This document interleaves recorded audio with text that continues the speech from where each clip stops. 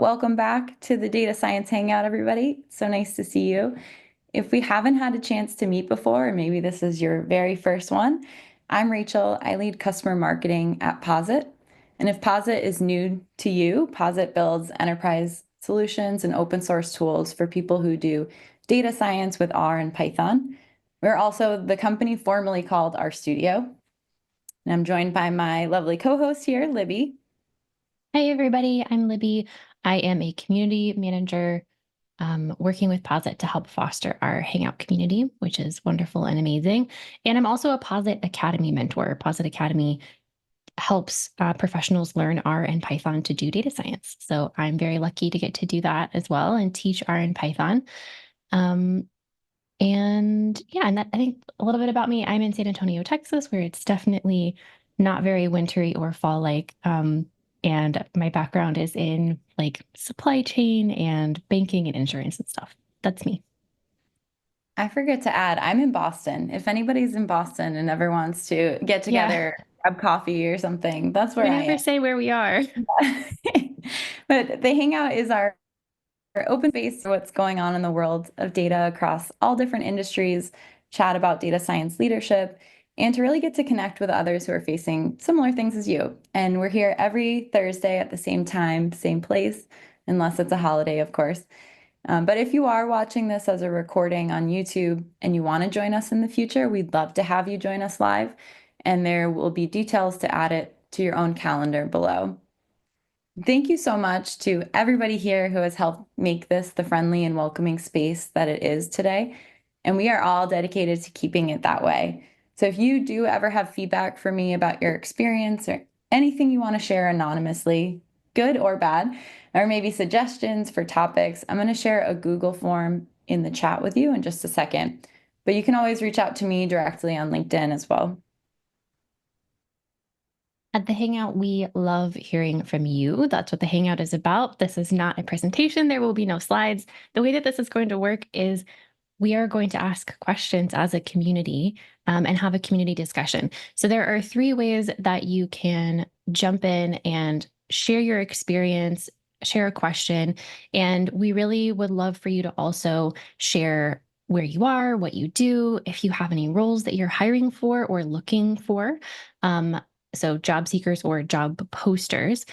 And I want to reiterate for everybody, as we do every time, that it doesn't matter what industry you're in, what your level of experience is, what your role is. You are welcome here. We want you to be here. So those three ways you can jump in. You can raise your hand in Zoom. One of us will call on you to ask your question live. You can put your question in the chat. That's a great way. We will grab that question and ask you to unmute and ask it live. If you can't ask it, maybe you're at a coffee shop or you're somewhere loud or your mic doesn't work, just put an asterisk next to it. We'll ask your question for you. And then there's also a Slido link where you can ask a question anonymously, and Isabella will stick that in the chat for you. With all that, we are so excited to be joined by our other co-host today, Dan Haight, Director of Continuous Improvement Analytics, Global Clinical Trial Operations at Merck & Co. And you may have seen Dan had a different title on our website, so congrats to Dan on this new role as well. Dan, I'd love to have you introduce yourself and share a little bit about your role now. That could be also the prior role too, but also something you like to do for fun. Sure. Thank you, Rachel. So as Rachel mentioned, my name is Dan Haight. I currently am the Director of Continuous Improvement Analytics for Merck's Global Clinical Trial Operations organization. And I've been in that role for all of about 2.5 weeks now. Prior to that, I was the Associate Director of Data Science for our marketing group, specifically around our hospital specialty and acute care brands. So supporting data science and data analytics projects that were around things like patient journeys, patient segmentation, sales reporting, et cetera. And I work remotely from northern New Jersey, about an hour, a little over an hour west of New York City. And for fun, well, my wife and I have 4 very large dogs, so they certainly occupy a lot of our time and energy. When I'm not doing that, I enjoy, I do a lot of CAD modeling, 3D printing, things like that. So I'm always kind of tinkering and making or breaking something. What do you 3D print? Right now, it's mostly organizational stuff. Like I have a toolbox in my garage. I'm just slowly printing, holders for screwdrivers, wrenches, what have you. Just kind of trying to get myself a little organized. Cool. That's awesome. Well, we all love to see pictures of things that people have created as well. Mhm. Well, Dan, I thought maybe we could start by talking a little bit about your career journey. And getting to talk to you, I've learned you've had maybe a non-traditional career journey going from full-time paramedic to leadership roles across really diverse industries. Could you tell us a little bit more about maybe some of the turning points in your career? Sure. So I've always been in healthcare in some way, shape, or form. As you mentioned, Rachel, I started out as a paramedic many years ago, and from there I have organically moved into supervisory management roles, and that's when I started to get bitten by the bug that eventually would be Six Sigma and process improvement. I spent a significant portion of my career doing that type of work, for a variety of different organizations. I was with Quest Diagnostics for a period of time, which for those not in the U.S. is a large U.S.-based laboratory provider. I was with United Healthcare for several years, leading a team there and also leading projects there. Prior to Merck, I was with a medical device manufacturing company called BD or Becton Dickinson, and then obviously now I've been with Merck for a little over a year and a half. Like I said, for the majority of my time, I've been involved with Six Sigma and more so the analytics side of Six Sigma, and obviously you can see where that's a natural progression into more of a deeper data science type work. So I've always, for probably at least a decade or so now, I've been around some form of data analytics, data science, analytical programming, et cetera. Do you see some of those prior roles carrying over into the way that you approach your role today and leadership within that role? I guess Absolutely. maybe even specifically like the experience as a paramedic too.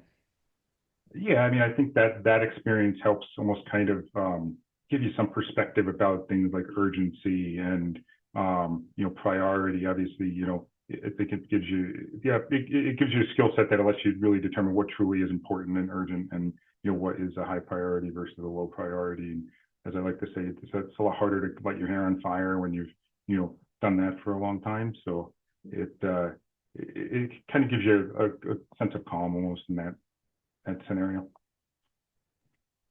I love it. Yeah, I agree. I feel like there are not a lot of analytical emergencies that compare to paramedic emergencies that can give you great perspective. True.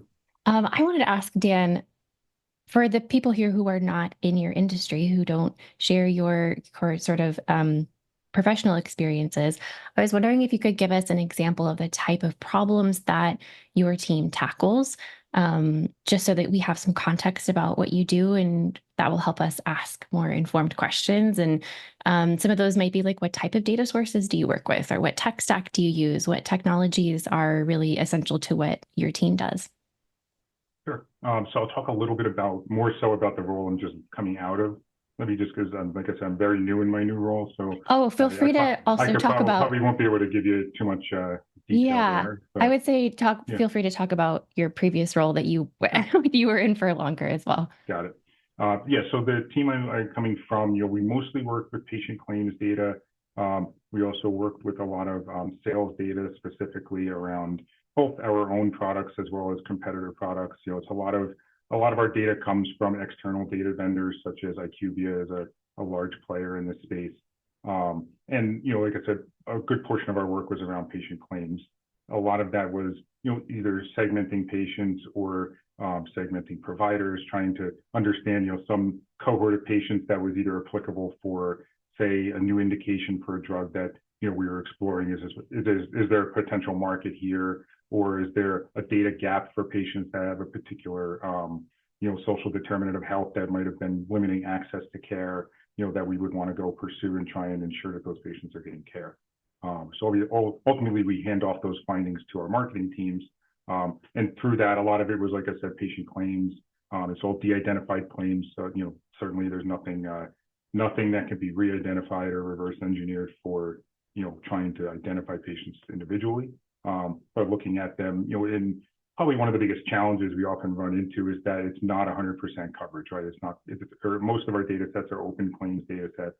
So it's not, sometimes you don't really know what your coverage is for a particular cohort. You may have 30% of the patients and I should preface it by saying my team was focused on US therapy areas. So you may have 30% of those patients in the US, you may have 70%, depending on whether they were inpatient-focused therapies, outpatient therapies, et cetera. There was a variety of capture for claims in those spaces. That was always one of the big challenges that we ran into, was just trying to sort of project up the right amount, based on that subspace that we were working in that given moment.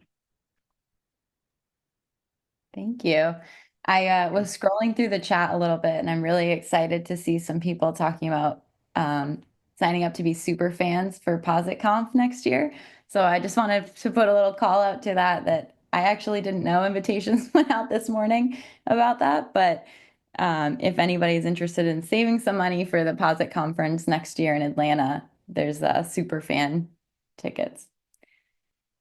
But Dan, something I would love to talk a little bit about, and I think this comes up quite a bit in the Hangouts, but around collaborating with other stakeholders across the business. And something you taught me or were telling me about is to demand great charters. And I was wondering if we could spend some time talking a little bit about that and what that means to you. Sure. So I know it sounds a little cliche, but I think Rachel, I had shared with you that was something that I took from a prior leader several roles ago, was demand great charters. I think that sometimes it can become easy to sort of rush into a project or a particular task without necessarily having all of the facts and all of the information that you need in order to move forward with intent. And most folks here probably had that experience where you see the scope of your project immediately start to balloon, or you find out that the project needs to be done by a certain date that you weren't aware of, or some other constraint that you maybe didn't know about beforehand. So I think that that's really something I try to keep in mind whenever I approach any sort of project or any sort of conversation with a stakeholder around deliverables, is really developing that sort of charter document, both conceptually and physically, but it really becomes a contract, right? You're agreeing to all these terms of, here's what it is that we need to deliver, here's when we need to deliver it by, here's the various budgetary or personnel constraints that you may be working with, and any other relevant information that really sets those boundaries, those guidelines for that project. And then you can always negotiate changes to your project charters later, but then that also enables that trade-off conversation, where you could say, okay, we understand we need to add this to our scope, but understand that's going to change the schedule we already agreed upon, or whatever other constraint needs to be changed. I want to pause for a second and see if anybody has any follow-up questions on that, because I know that's something a lot of us face. Making sure I'm giving time for people to unmute or raise their hand too. Okay. Well, Libby and I love getting to ask questions to everybody. We want to hear from you too. So if you have specific follow-up questions or something you want to ask Dan, just a reminder, you can put it into the chat, or you could just raise your hand here as well. But Arsenis, I see you had a question. Want to jump in? Yeah, so this one isn't really on the topic from before, but first of all, yeah, thank you. And thank you, Dan, for joining. So my question actually is with respect to kind of the profile that I saw for you. One of the things that you might deal with quite a lot more than many other data analysts or data scientists is, kind of the ethical concerns around using data for both providing solutions to, for patients and things like that, but also for marketing and kind of that. So I'm just wondering if you could talk about any maybe tricky ethical situations that you've dealt with, maybe not in this role, but maybe in prior things. So yeah. I appreciate that. I can say I'm fortunate in my current role, and the role I'm just coming out of. Merck has a very robust, data review process. Like essentially nothing can even go as far as our field sales teams without getting a rigorous review. And, they certainly, ensure that we're not sharing anything outside the four walls that we can't. And that we are being as, 100% ethically sound, if you will. So, we are fortunate with that. We, anything that is going to be, and like I said, sometimes it's as simple as something that's going to face our field sales forces or is going to drive a business decision. It goes through a data review process and that review process with our internal teams. They certainly provide feedback, make changes, et cetera. So we are fortunate to have that available here, and that's something that, so it takes some of the, I guess, ethical concerns sort of out of the equation. I can say most of the, like I said before, most of what we deal with is all de-identified. There's very minimal features available, at an individual level. At most it might be a patient's gender, age. We don't even have things like zip code, right? Like sometimes you have to sort of infer that from a provider's information or some other aspect. So it, again, being very careful that we're not even touching data that could be linked back to a patient or that could be used to re-identify a patient. Like I said, it's something that Merck is very, very aware of and very sensitive to. So sure. So if it's okay, I've got kind of a two-part follow-up. Sure. So one of them is, so when people talk about ethics and data, and especially, in the age of like having all these articles and cases of breaches happening, we tend to think of like data breaches. But I was thinking more in terms of like using, in this case, maybe PII, and I think you did answer it, but using things like PII for marketing efforts or for things like that might cause a bit of an ethical conundrum for someone. But I guess the other follow-up that might be useful here is, besides those ethical kind of questions, has there ever been a time when you were building a model and someone was like, we don't have a variable that we could really use, but it's blocked because of PII? And then if you could talk a little bit about how you kind of dealt with that, kind of the. Yeah, that's probably a more common scenario, to what I mentioned earlier, because we don't have a lot of that. A lot of those features are variables. We often have to infer them. And one way we've done that is, we have some zip code based SDOH data, right? So it's a lot of index scores based on, zip 3 level, zip 5 level. And again, my scope was the US, so not getting into foreign zip codes, but so what we would often have to do is say, okay, this claim for this patient, well, we know they saw provider A's practice is in this zip code, and we're going to use the zip 3 regional level and pull in, say, the income index for that zip 3 region, right? It's a very imperfect model, right? There's a lot of model error when we do that, but it's either that or nothing, right? So in a lot of cases, that's our only option. Like I said, it does introduce quite a bit of model error. We built a model, just thinking back like about a year ago, where we were able to get some useful information out of that model, but by no means, in a perfect world, yes, we'd have all of this PII that we'd be able to use to make a more informed model. But again, to the point we made a few minutes ago, that certainly exposes a lot of that data that right now we don't even have access to, right? So it's not even a matter of we have it, we don't want to use it. It's something that we often don't even have, or usually don't even have. Thank you so much for asking that, Arsenis. And Yulia also had a question that was really along these lines, and it would be a great follow-up. Yulia, are you available to ask? Yes, I was just contemplating raising my hand. Yeah. I was thinking if we wanted to dig a little bit deeper and nerd down into it. I think you mentioned that you've been building different types of segmentation models based on patient data. And I was wondering if you have any clinical features of the patients that you used in those models, such as diagnosis, and if yes, how do you handle the fact that there's a load of diagnoses out there?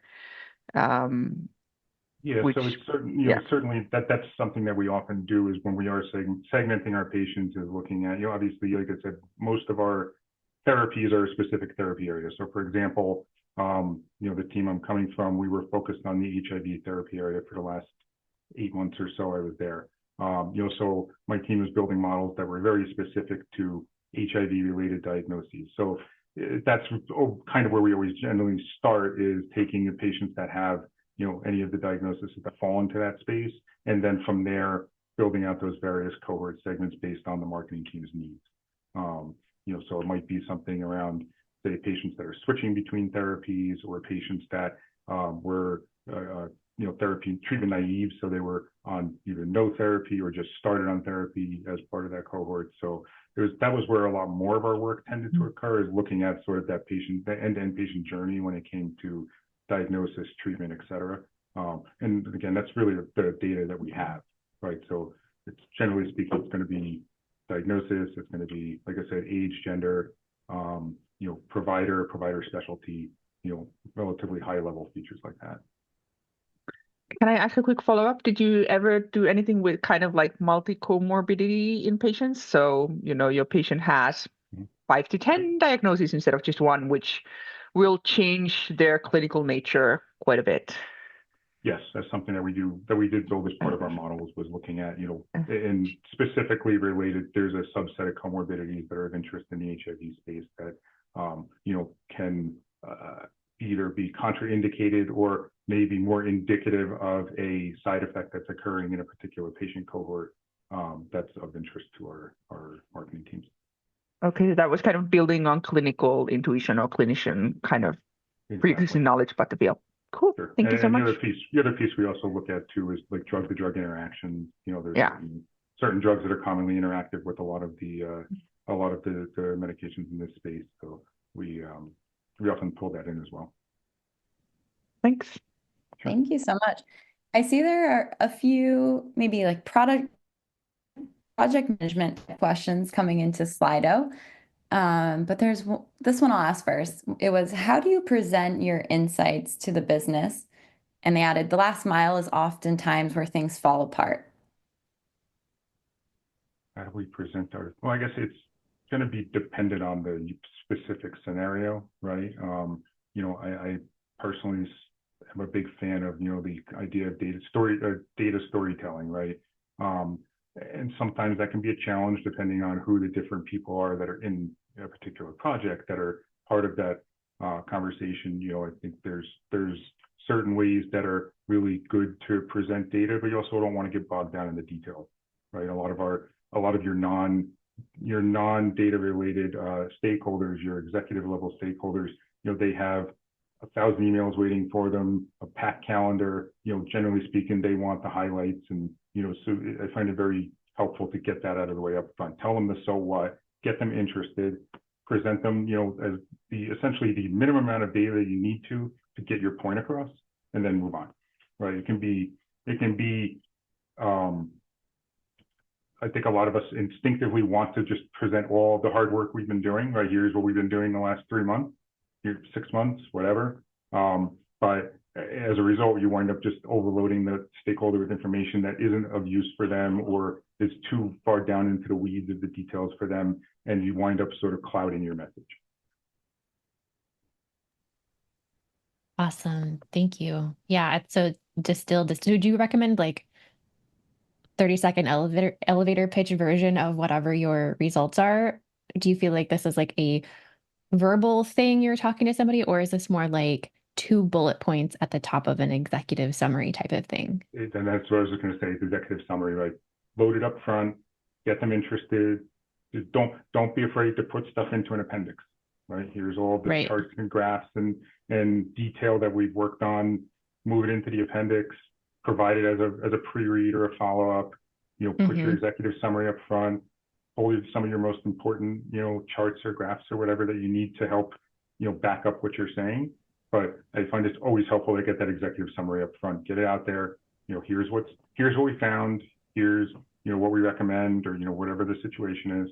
And, again, whet their appetite, if they want more info. And that's where you have to kind of know your audience, right? You may have, I've worked for, VPs that were former engineers, and they'll be sitting there with their calculator double checking your math. And I've worked with people that are more, sales oriented. They just want that quick elevator pitch, and then their attention is distracted. So really, it does help to know your audience, know what's going to be appealing for them and what they're going to be looking for. And obviously that comes with time too, with working with a lot of the same stakeholders over and over, or just being able to identify their specific personality or needs.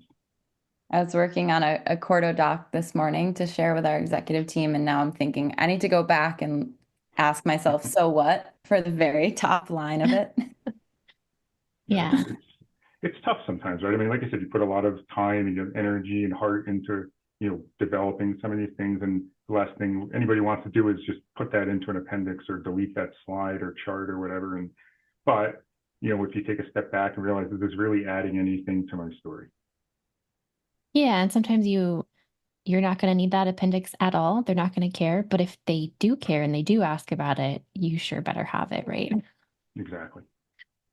Well, I wanted to call in Alan. Alan, I think you had a great question, or at least a talking point, and it might be veering a little bit towards a slightly different topic, but I think that's great. Yeah, Dan, this is interesting to hear. I think there are a lot of things in what you're doing that I've tried to do as well, either in clinical or now in a data role. We have this problem constantly of trying to tell stories with claims data, and are frequently or often met with the response of, well, we know this data is incomplete, so how do we trust what you're really telling us? And that can, the room full of engineers like doing their own math, they look up and they go like, well, where's the other 15%? So I wonder if anything from your experience has been particularly successful in giving confidence in the face of uncertainty, while acknowledging that your data is incomplete or that your data does have flaws. What's helped your team to be successful there? Sure, and that is a valid challenge that we constantly deal with. I think the things that we found to be successful is a lot of times we'll do desk research on top of doing our data analysis to essentially validate some of our assumptions, right? As long as we're in a reasonable ballpark, so even if it's something as simple as what's the number of patients that are on a specific treatment therapy, if we do some desk research and see that the CDC says that there's this many patients that are on that therapy or that have that diagnosis, and it's reasonably close, then we'll usually supply that as sort of a backup or a supporting piece of information, and usually we find that to be helpful. And again, we'll use other sources too, like we'll use sales data. If we see that at least our composition of, say, facility types, for example, is this similar for sales for a particular product, and then the patients on that particular product, then again, we know that the totals may not be exactly the same, but at least we could say, look, we're probably getting a pretty good representative sample. Yeah, cool. Thanks. I like that idea of sort of triangulating from what you do know. Yeah, thanks. Exactly, and acknowledging that, hey, we know this is imperfect, but we're going to try and project it as as informed as we can, and we'll make sure that we don't accidentally over or underinflate something without calling it out. Yeah, awesome. Thanks. Sure. Thank you. Geraldine, I see you asked a great question in the chat a little bit earlier. Do you want to jump in here next? Sure, yes. Hi, everybody. Hi, Dan. Hello. Excuse my accent. So, I'm trying to actually jump into a role for data science, although I want to jump into something different. I want to lean more towards financial analysis. So I wanted to ask if you can please give us a history about your path that helped you prepare for this role to execute it so well. Like, what did you do? What could you have done differently if you were supposed to maybe get a time machine and go back to your past self? What tools do you acknowledge that are going to be best then that would have helped you improve your work even now? Yeah, I appreciate the question. I think that for me, I've always found probably the thing that I've done, and I would go back and tell my younger self, definitely keep doing this is, I like to think of it, can't's a strong word. Never think of, I can't do that, I don't have that, I don't know how to do that. Figure it out. If you are given a problem to solve and you don't know how to solve it, go figure it out. Learn the task that you need to learn, find the people that are going to help you solve it, or are going to teach you how to do it. But really the last resort is saying no. So really taking no and turning it into, okay, there's something I have to do in order to accomplish this task or this problem or whatever it is. And I'm going to go figure out what that thing is or what that barrier is and overcome it, right? So really taking that perspective of don't let anything stand in your way of accomplishing what you need to. And I think that really is something I found to be helpful. And I would go tell my younger self, don't ever not do that. Okay, thank you very much. I think my next question was going to be like what did you like what helped you prepare for this path? What courses did you take? What positions did you occupy? What projects did you work on? If you don't mind sharing. That helped me prepare for my current role. Is that what you said, Julie? Yes. Obviously, there's a number of different. I don't know if I can pinpoint any one specific project that prepared me for it. I think it was a combination of just having had the opportunity to lead projects that were in a specific space. So, like I said, earlier, I started out working on a lot of projects that were process improvement, right? So Six Sigma, Lean, Kaizen implementations, et cetera. Found that I enjoyed that, so I guess that's probably part of the takeaway is, don't be afraid to work on different projects in different areas and figure out what it is you enjoy doing. And then from there, realizing, hey, I like doing this, I'm going to go do more of this. And then started, looking for projects and then eventually roles that were more targeted in that space. I've often found that I'm domain agnostic. So if you were to look at my resume or my LinkedIn, you'd see that, like I said before, I've gone from lab operations to health insurance operations to, supply chain, now, marketing, data science, to back to continuous improvement, but in clinical trials, right? Like I've worked across a lot of different spaces just because, I'm willing to, and I enjoy really flexing across those different verticals. It's more about how I can apply my specific skill set or my interest in that specific space and figure out, okay, how do I use this muscle or this, how do I take this hammer and start looking for that nail that I'm going to hit? This is great. Dan, actually, I wanted to hop in and ask you, because I know that you had mentioned before, not for anybody here, but Dan has mentioned before, a book called Up is Not the Only Way. And you have a great perspective on lateral career moves, sort of, instead of just like focusing on up, up, up always. And I was wondering if you could share a little bit about that perspective, because it's sort of on this topic here, right? Of like what has prepared you for this really interesting career moving into a different area. Yeah, no, it's spot on, Libby. I mean, lateral movement is good and it's not a bad thing. I don't think some people maybe have this conception of I have to move up, right? Like I have to move into my boss's role when they're done with it and their boss's role when they're done with it, et cetera. And realizing that, especially in larger organizations or even across different organizations, there's nothing wrong with taking a lateral move. Sometimes you might even decide to take a step down if it's going to give you the right skill set.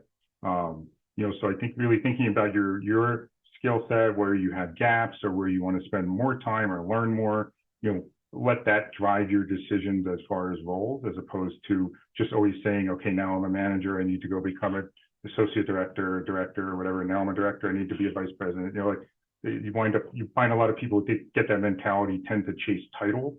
And I don't know about you, but a title's not going to get me out of bed in the morning, right? I want to enjoy what I'm doing. I want to be excited about what I'm doing.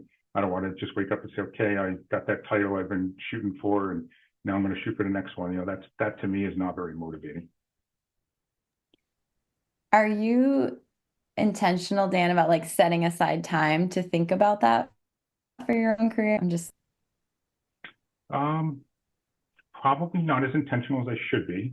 It's something I I find I often have that conversation with myself as I'm preparing like for mentoring conversations. I have a few folks that I've mentored in current and prior roles, and I find that actually helps me because as I'm preparing for those and just whether it's a direct report that I'm coaching, it helps almost kind of reinforce some of that thinking for yourself as you're either talking through that or preparing for those conversations. Yeah. No, I was just thinking for myself too, like sometimes just taking the time to step back and think about like what are the other skills I want to grow into and areas to think about. Jacob, oh, sorry, you go ahead, Dan. I was just going to say one thing that to that point, that I found useful in the past too is, I've had a couple of companies where I've used a career blueprint, right? It sounds a little hokey, but to be able to sit down and say, here's my strengths, here's my gaps, here's what my manager thinks, or here's the feedback that I think my manager would identify for me, my peers, et cetera. And then helping just kind of use that to say, okay, what do I need to do, right? Where do I need to spend my time and energy from a learning perspective?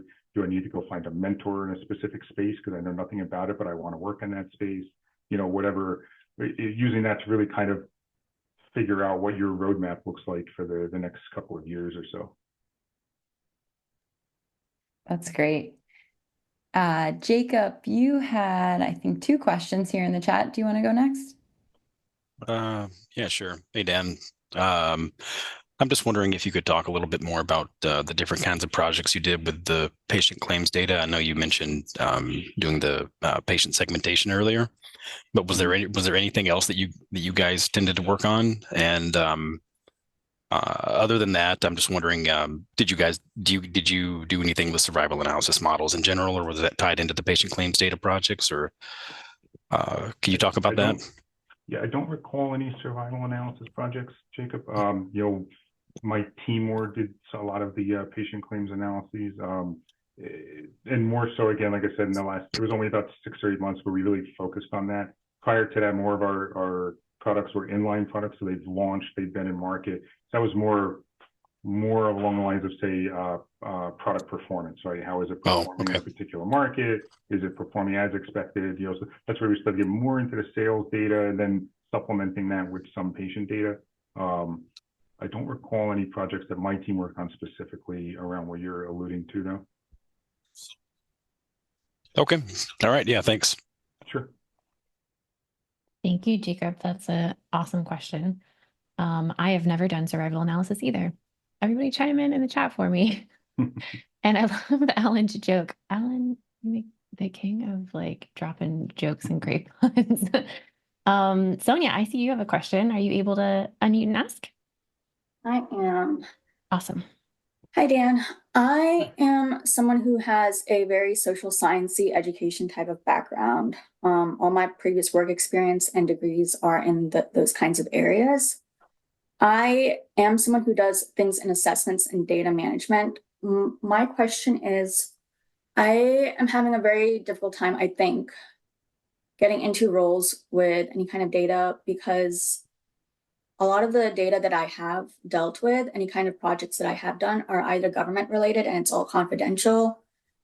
And the stuff that I have done in terms of like making my own website, I don't know how often employers are even like clicking on the links within my resume or cover letter to check out any of the information that I have been doing. Any kind of tips on how to get past that? Yeah, and I know this is something that you probably find on, many LinkedIn posts or blogs and whatnot, but it really is one-page resume. Assume they're not clicking on links because unfortunately nowadays, especially when most roles are posted online, they're oftentimes available globally or, across a very large area of people, you're going to wind up with a ton of applicants for any particular role, right? So chances are the recruiter that's screening is not going to click on a link and the manager is not going to click on a link. So it really is about trying to make it as concise but as powerful as you can. I found that that's probably one of the best or most effective techniques is leveraging your network, right? So whether it's somebody that you know directly or somebody at a particular company, even just getting them to send an email with a copy of the resume to a hiring manager to say, hi, we've never worked together, but I work here with you, and this is somebody that I know, and they're really great. Here's their resume. They already applied on your Workday site or your Taleo site or whatever, and hope you'll give them a second look. I found those to be sometimes the most effective communication. So it doesn't necessarily have to mean that the hiring manager is a close friend of yours or friend of a friend. It can just be somebody that happens to work at that company. But then even framing some of those projects you mentioned, being confidential projects or government projects, just being able to make your project descriptions concise. Here's what we did. Here's how it benefited the company. Here's how we measure that benefit. I think Google was the one that kind of pioneered that model a little bit of, we did X, then we did X that benefited Y by measured by Z, that kind of concept. So you can really tie back to, hey, not only am I doing great work, but I understand how it's adding value for the organization. I think that really goes a long way. Okay, thank you. Sure. Thank you. Dan, I was curious, we're talking a little bit about communicating insights. I was wondering, does your team host, is it dashboards? Do you get to create shiny apps, or what are the kinds of insights that you share? Oh, I think I froze. Did I freeze? Or is that Dan? Dan froze just a little bit. Maybe he'll come back. Oh, there he is. You're back, Dan. Can you hear me now? Yes. Can you hear me now?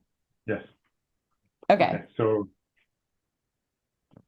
I can ask again. I heard you. Okay. Your message. So my connection's unstable.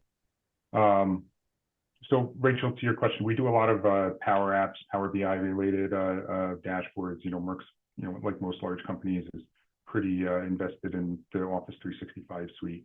I've done a few shiny apps internally, both my last company as well as my last role. One of the challenges there is that oftentimes I'm on an island doing that, so it becomes a little difficult to have infrastructure around you to help support that.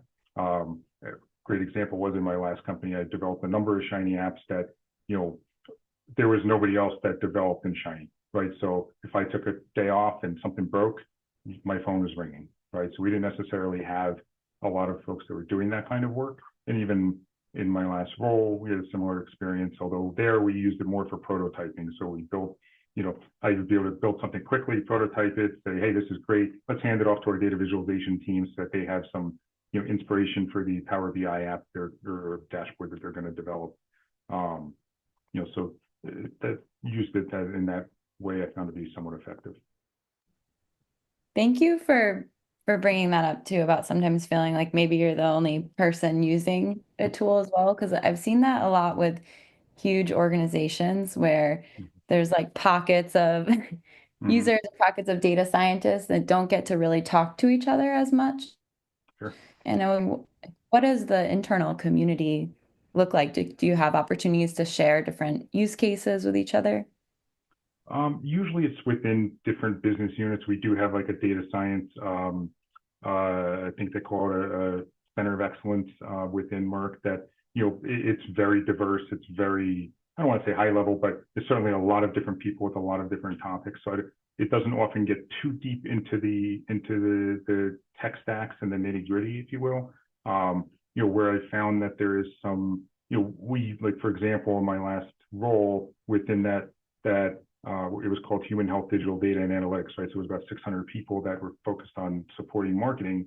We had a number of data science teams. We had a pretty good internal structure for whether it was just a Microsoft Teams space that we could all, every so often somebody, would ping in there, hey, anybody ever done this? Is similar to, I think it was Alan's question about survival analysis earlier. Somebody might post, anybody ever done survival analysis with Python? I'm running into this problem, and being able to sort of leverage that.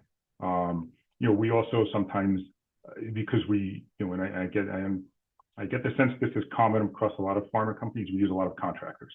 So oftentimes it's our contractors' choice on, how they're approaching a lot of these projects and stack and whatnot, and, so certainly it's a matter of trying to balance what are they, yes, I could go to a contractor and say, I want you to do everything in R. But if nobody in that contracting organization uses R, at that point, I'm basically just cutting off my nose to spite my face. So it is a matter of trying to balance that too. What's available internally, what's available with our resources from our vendors. A lot of times, especially when you're dealing with marketing teams or executive teams, they're very used to seeing Power BI dashboards, and anything that doesn't look like a Power BI dashboard, makes their head explode. So it's certainly trying to balance all those different components when you're trying to decide how, what stack are we going to use, how are we going to approach this problem from a technical perspective. Thank you.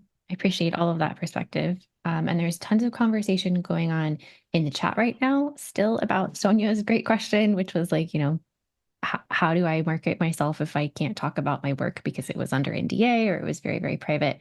So everybody go chime in and read those answers. They're really, really helpful. I'm going to try to grab some of those and maybe put them on LinkedIn later for us.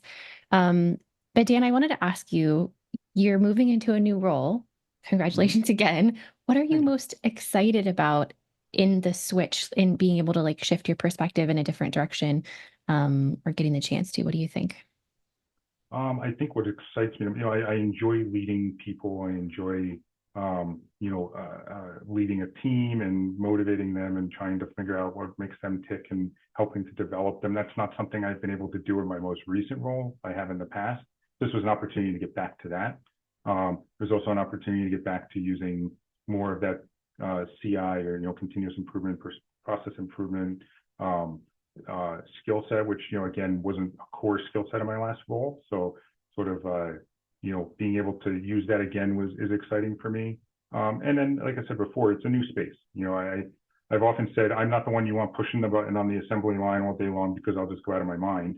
I do want to work in different areas and learn new things and meet new people. And so to me, that's an exciting part about any role, especially a role that's in a new area. It's an opportunity to learn processes I didn't even know existed, or to meet people that I didn't even know work for the company and understand how what they do, what they love, and how they spend their day. I got distracted in the chat for a second here, but I see Devon was asking about building out proof of concepts and just any ideas for speedy development and proof of concept to support adoption of Shiny. And so I was just quickly sharing the new Shiny Assistant. It's really fun to play around with if anybody wants to check it out. Okay, I will stop being distracted by the chat and jump back in over here. There was an anonymous question a little bit earlier that was, do you see opportunities for companies like Merck to adopt more of an open collab model to work on data science projects with private, public, academia? And I can copy the question to the chat too. Yeah, I think if I'm understanding the question right, it's it's something that a lot of large companies do now already. Again, it's going to depend on the problem, the space. I even think back to my last company in supply chain, right? We'd engaged with different professors in different colleges that were specializing in certain areas of operations research to say, hey, okay, you're a specialist in everything bin packing, and we need to figure out how to more efficiently pack a parcel over pack boxes. Go, and let them help us develop that, that model of how we're going to approach that problem. So it certainly is going to be dependent on the area, what resources are available. A lot of times, large companies do tend to bring in consultants that may or may not have specialty in a specific area. So that's going to play a big part in it too, and who they choose to engage for, external expertise. Did I answer that question, Rachel? Okay. Yeah, thank you. Sure. Livy, I'll let you ask the next one. I know we're getting down to the last few minutes here. I know, I'm looking at the clock. Somehow we have 9 minutes left. But there was one from Slido that I really liked because I also struggle with the same thing. It was, would love to hear about your experiences in helping to set scope and realistic timelines with stakeholders. Sure. I think that, so realistic is probably the important word there. I think that a part of that's going to also be just based on what you've done for that stakeholder, right? If you're constantly telling them this is going to take 3 months and it always takes 6, well, then it's going to be really hard for you to pitch them a specific time frame, no matter how realistic it is. So I think it's partially knowing and building in either redundant time for your team, being realistic with yourself about this. Here's how long this is really going to take us.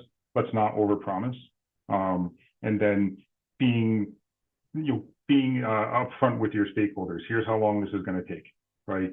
Don't be afraid to tell them it's going, what it's really going to take. Let them either push you to move it faster because it's a high priority project and that's going to change how you allocate your resources. Or it may change how okay, we're not going to work on this project right now because we need it's going to take too long. Maybe we'll engage a contractor for that particular project or a consultant firm or something, and we're going to focus your resources on something else. So it's definitely going to change those sorts of things. But I think the key is to just really be honest with yourself.